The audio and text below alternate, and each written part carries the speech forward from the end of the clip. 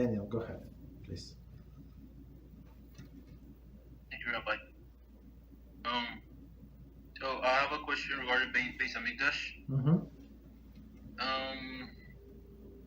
So I was reading the other day Yirkeavos, and it says that prayer can be more effective than sacrifices. In seeking forgiveness for the episode of Bathsheba, King David says, "For you do not desire a sacrifice, and a sin offering you do not want." And that is said. Then David Amelech continues, says, "Know that I cannot bring a sacrifice. My Lord HaShem, open my lips that my mouth may declare your praise." This is the Hashem says, "Sefatai tiftachu fi yagite letecha," what we say on Amidah. Yeah, before. Then on the same page, there's a small brief story, like a summary of when Rabbi Yochanan ben Zakkai and Rabbi Yehoshua were in the ruins of the temple, and they were mourning over it. And Rabbi Yochanan ben Zakkai says to Rabbi Yehoshua, "Do not be upset. We have means of achieving forgiveness, which is equal to the temple services, meaning acts of kindness, gemilut chasidim." So, if prayer can be more effective than sacrifices, according to what David Amelech says, and Rabbi Yochanan ben Zakkai says that acts of kindness are equal to the service of the temple, why do we pray to HaShem that we do the services again at the rebuild of the temple? We can do something that is equally as good as it. Okay, first of all, it's okay. So let me summarize the question. So the question is, it says that our prayers are more effective than the sacrifice, and several times Hashem says in the Navi, he said, "I don't need your sacrifices, just do teshuvah."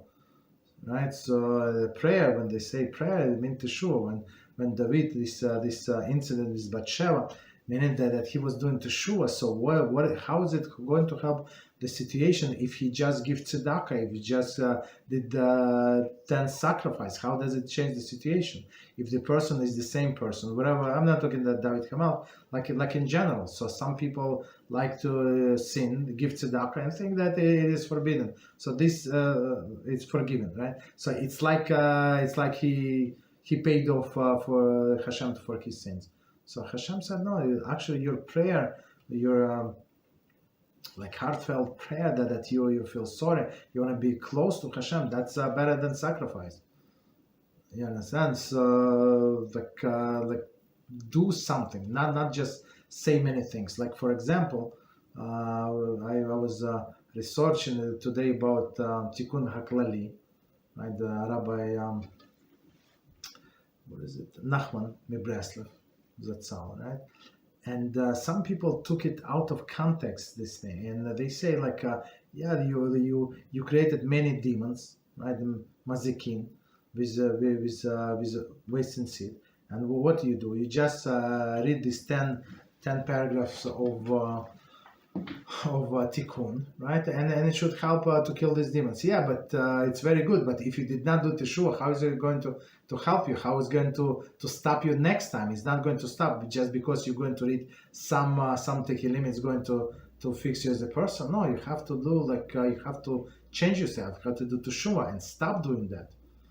Understand? So Hashem said, I don't need your words. I don't need your praises. I don't need your sacrifice. I need your actions. So that's why our tefillah, our heartfelt tefillah is higher than sacrifice. Sacrifice, it's okay. They kill the animal. Well, what is it to me? Okay, I feel sorry. I spent so much money, but okay, now the sin is over, right? So can I do it again? So that's the thing. And these people, unfortunately, this website, so they took it out of context, and it was a line that I was shocked. They say, and when Mashiach comes, so listen to this, it's clear. He said, well, when Mashiach comes, so everybody would come to Uman, to you in Ukraine, Uman, and why? And they would to stay in line to read Tikkun HaKlali. So it was like all of these crazy people. People want to like a sure like quick fix of their situation. They do not want to work on themselves. But they want to say like to go to some place to Holy Tzaddik and by his grave say something and let him take care of my situation. How about you take care of your situation? You can do it better. You don't have to go anywhere. Just stay where you are, do teshuva, and you're good. You understand? That's how prayer is higher than the sacrifice. But for some sins, you're obligated by law. 613 commandments bring a sacrifice, so you cannot skip that. So and they say when you see this, they shave this animal like in front of you, all of the blood is gushing. You're ready to pass out. So you understand. Our sages say you have to imagine. I have to be that goat. I have to be this ox. I had to be this thing, right? But instead of this, this animal was slaughtered. But next time, HaShem maybe not so merciful with me, Chas v'sholom, right? So maybe next time it's going to me. And we know many people don't live as long as they expected. Okay. Yes, thank you, Rabbi. Got it. So yes, it's kind of similar to when we, I don't know, it's in my Siddur, but there's this part that mentions that studying Torah is kind of equal to honoring your parents and a few other things, but that doesn't mean that one replaces the other. It's just like no, one second. That's a very very interesting question. I want to expand on this. So it says that when a person is learning Torah, it's like all of the other mitzvos combined. So the question is, when I learn Torah, it's like so supersedes the others. Of course, it does, right? So when you learn in Torah, and when you're busy with one mitzvah, you're not obligated to do another mitzvah. So because it would be disgrace, like dump one mitzvah and do another. If you can do it at the same time and you're not going to lose, so it's one thing. But if you're going to lose, so you're not obligated.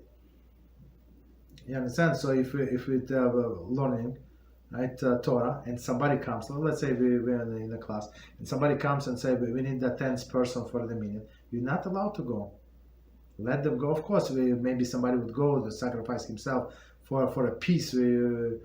We have enough animosity, right? So, but halachically, you're not allowed to go because you're busy with one mitzvah. So you're not obligated to do another mitzvah. You understand? So okay. So go ahead. Second part of the question. Thank you, Rabbi. No. In regards to that question, I think Lulav responded. Beautifully. Thank you very much.